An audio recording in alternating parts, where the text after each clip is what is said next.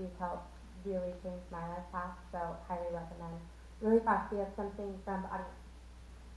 Hi, my name is Gavin Barbie. I'm a sophomore at Aliso Niguel High School.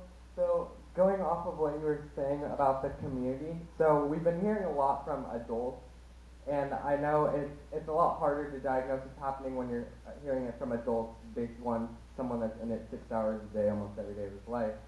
So what we're lacking is a community where it's like a safe space for kids, and also our connections are very borderline, probably because of this. But we mainly talk about like sports or what homework we have. We never talk about our emotions or like what our purpose is or what we want to do when we're older. So we need like these deeper connections in a place where we can talk about these things, because if not, we feel like there's something wrong with us. Everyone else on social media looks happy, but we're not happy in that moment. What's wrong with me? And also, there's like a lack of meaning going on with our community right now. That's why I feel like all these kids are killing themselves. My friends are killing themselves because they don't have meaning in their lives, because we go to school and some of the subjects aren't really applicable, and we're like, what are we doing wandering through life aimlessly? So if we wake up with a goal or like a higher power or anything, it gives us meaning, and we have this community, it would help us a lot. That's what I'm trying to create something like that for us students.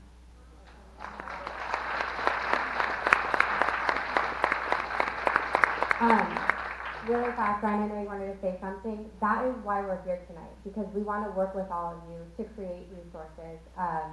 That's what all of us are here to do, and create a community. Like, let's start brainstorming. That's how all this is done.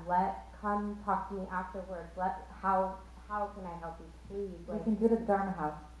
And we can do it at the Dharma House, which is really awesome. But that's why we're here. I just want to say that the purpose of tonight was for this, but this is just the beginning. Obviously, we're not going to solve the community problems and all these issues in 2-hour time span, maybe 2.5. But that is the purpose. That's why I got involved in the PTA and a PTSA. That's a really important thing, that at the high school we have PTSA, which is Parent Teachers Student Association. So we are all humans, we are all community, we all want to find answers and the tools to implement change. And we're hoping that maybe this type of forum or anything like this is just the beginning, and we can continue to do this, maybe create something like this for you guys at the school, Gavin, and things like that. So. Come talk to me after. We're going to be buddies.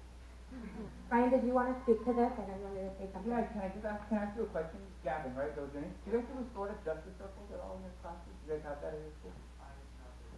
Okay. That's like an easy thing that you guys can start, and I can tell you real quick at the end how to do that. We're actually good at that in our district. It's one of our strengths. So I mean, it's really straightforward. So it's a way to build trust in your classroom, and like you take all the desks, and we did it for school. Like you take all the desks and just kind of sit in a circle. And the first time you do it, and you do it a few times a month in your class, especially if you talk about basic stuff, what happened to the Lakers, like stuff that's not a big deal, and then eventually, as the trust increases in the classroom, you get to have those deeper conversations, and kids really appreciate it. But the key is training the teacher, because a lot of times teachers, it goes back to adults, I think, a lot of these issues, because if adults aren't comfortable having those conversations, because it's going to bring some stuff up. And if you're not comfortable, like as an adult hearing what's coming up, you're going to shut it down, and then the kid's going to get the message that it's not okay. Not to say the same thing over and over, but a lot of what's going on, I think, like adults, we have to look at our issues and our fears and what we're doing, and really do self-work on ourselves. And as we do that, the answers become easier for how to deal with things. But as long as we're kind of blocked, it's hard to. But anyway, that's one way to do it. And something real quick I wanted to jump in. I don't think you were doing this, but I just think if you do have a child who is diagnosed with bipolar, and they say he needs to take meds, there's nothing wrong with that either. And I don't want there to be a stigma on meds. That is completely fine. That's fine also. It's not for everybody, but it's not that either. That's a good point.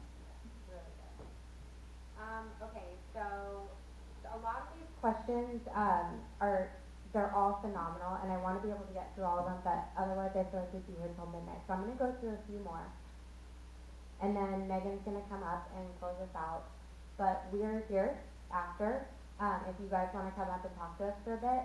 And I just want to make this clear, this is our first goal we've had tonight. It doesn't stop here.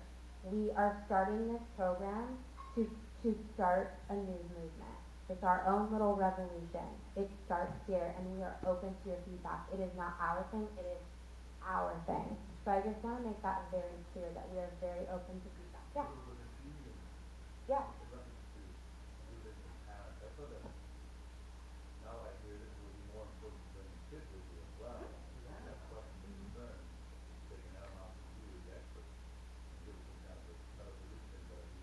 Yeah. So something that Megan and I have discussed is doing this again. And now that we've been exposed to it, and we are filming it tonight, we're just filming up here the panel so that we can learn and grow from it. Let's do it again. Let's do it at other places. We're not stopping. We are fired up, and we are here to be your guys' voice and support you. So if that is something that you guys all want, let's do it. So come talk to us after. All right, let's get through a couple more questions, and then we'll close out. And if you guys want to come have a conversation, we can. So this is in regards. Also, there was one about. Oh, okay. There was a question about grief counseling. Again, come up and talk to us afterwards because it goes along with support. We are going to post a slide with a bunch of different support links that you guys can utilize. Again, Laura, any of us, come talk to us afterwards. I'm not skipping over it, but come talk to us afterwards. Okay, so this question says, in the interest of understand, do you think that bullies often feel bullied themselves in some way?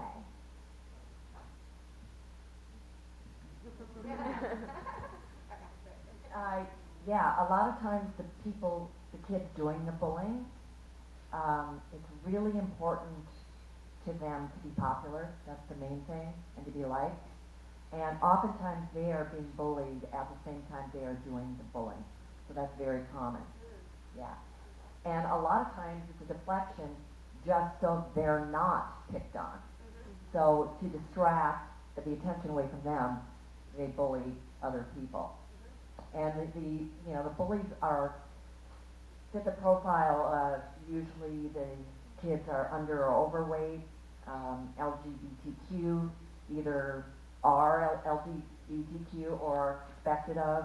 So there's a profile that is typically bullied. The new students, the kid that's new to your school doesn't have any friends, poor socioeconomic status. So there are risk factors to be bullied, but it doesn't discriminate. It comes from a place of jealousy too. It could be that really attractive girl in the class that's kind of quiet and is an easy target. I mean, my experience as a teacher is that, it's rarely trashy. Bullies, are rarely being bullied because they're bullying other people. But I think what is true is that they are going through something. I mean, they're overcompensating for something, and they may be bullied at home, maybe by parents, but rarely at school are they bullied. At least not in the higher grades. Maybe when they're younger, I don't know, there's a grade and stuff. Just one sort of tidbit here. So, latest research on this is that interesting study, kids who have low self-esteem growing up, these are kids growing up low self-esteem. As adults, their amygdala is much more reactive than someone who didn't have low self-esteem. One of the theories is that kids who have low self-esteem don't have that full functioning brain. They're more likely to react based on their gut instincts, their raw emotions, and therefore they're more likely to bully people. So cool. Such a different perspective.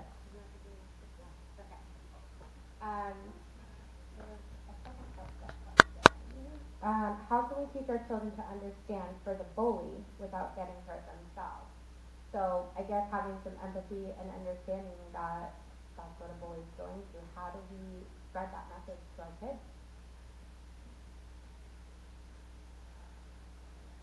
I don't know if that's I'm not going to answer. I don't know if that's a priority. I think a lot of times what's missing is, what kids I think would be great if they were taught is to stand up for the kids who's being bullied, because that would stop it. I think a lot of times what happens is kids who are not being bullied are well, I'm not being bullied. you know, sucks for him, but at least it's not me, and yeah, like, he's bigger than me, but I think, I think that attitude is what's gotta go, like, if there's, because that would kind of stop the bully, more if they kind of, we have empathy for them after, but as long as they're bullying, I think we need to. But I also think that Yeah, needs to be something discussed in the classroom. That's another conversation that needs to happen. And kids aren't going to think of that on their own. They just want to be like each other, one that's not being picked on. And they're not going to think, I could have stood up for that kid that's eating and skipping lunch every day because he doesn't have any friends and he's being bullied. But I think in the classroom, those issues need to be addressed and pointed out to kids that this is going on, and they can intervene and help solve that problem. Absolutely. Unfortunately, we're going to go over on time, so I do have to put a stop to the actual panel. These questions are going home tonight, and Megan's going to tell you what we're going to do with the rest of them. So I want to thank you guys again so much, and I want to thank our panel, and don't forget, one more part. There's one final question I saw on the cards, and I handed it to Dan. I want to make sure we ask. Dan, you had a lot of great recommendations and practical things to do to help. Is it possible to get a copy of the slides or those recommendations somewhere? What's the... I have the slides if you want. Okay. I have some cool journal articles from the Journal of Neuroscience and Cognitive Physiology, all the cool stuff. I'm sure everyone will read. Whatever they want. Perfect. Okay, thank you. And hopefully that will give some more practical application and ideas too for what to do. I know we wanted to spend a lot of time on that topic, and Dan definitely helped in his presentation spending time on that, and then we've talked about some other things. The idea is to continue that conversation and not stop here, as Ashley said and as Karen said. And so on our final slide, we have some tools and resources up there, one of which is a Facebook group that we're just starting, and it's the South OC, I forget what we called it. You'll see the name when we pop it up there. We're just starting it, but we really want it to be a platform to continue these conversations and to answer the questions that didn't get answered tonight. So please join that group. And also, if you submitted your email, I'm going to send one follow-up email with a link to that as well. And then we'll browse the questions and see if it makes sense to answer some of those in that email or to give you another resource to answer them. So we definitely don't want it to stop here. So look for the final slide. You can snap a picture of it. That might be the easiest thing. I think let me just check my list of closing here because I've lost my train of thought. Yeah, I think that's it. I wanted to read one final thing. It's just going to take a couple minutes, but it's really powerful. You've heard Brene Brown. She's a scientist, researcher, author, speaker on vulnerability and fear and shame and belonging, and she's amazing. She has a wholehearted parenting manifesto, and as a parent, it really speaks to me, but as I was reading it, I thought if we replace parent with community, and we all sort of take this approach of what's our responsibility and our role once again, it's pretty powerful as well in the context of all of this. So I'm going to do my best to replace family with community as I'm reading through. Above all else, I want you to know that you are loved and lovable. You will learn this from my words and actions. The lessons on love are in how I treat you and how I treat myself. I want you to engage with the world from a place of worthiness. You will learn that you are worthy of love, belonging, and joy every time you see me practice self-compassion and embrace my own imperfections. We will practice courage in our community by showing up, letting ourselves be seen, and honoring vulnerability.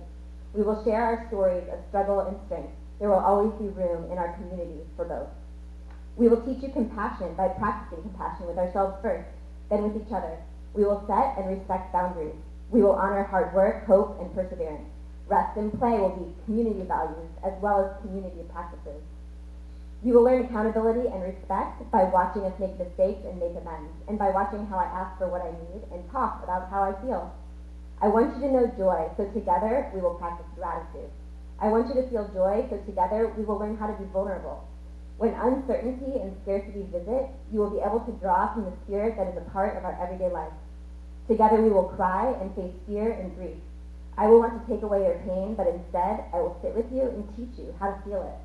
We will laugh and sing and dance and create. We will always have permission to be ourselves with each other.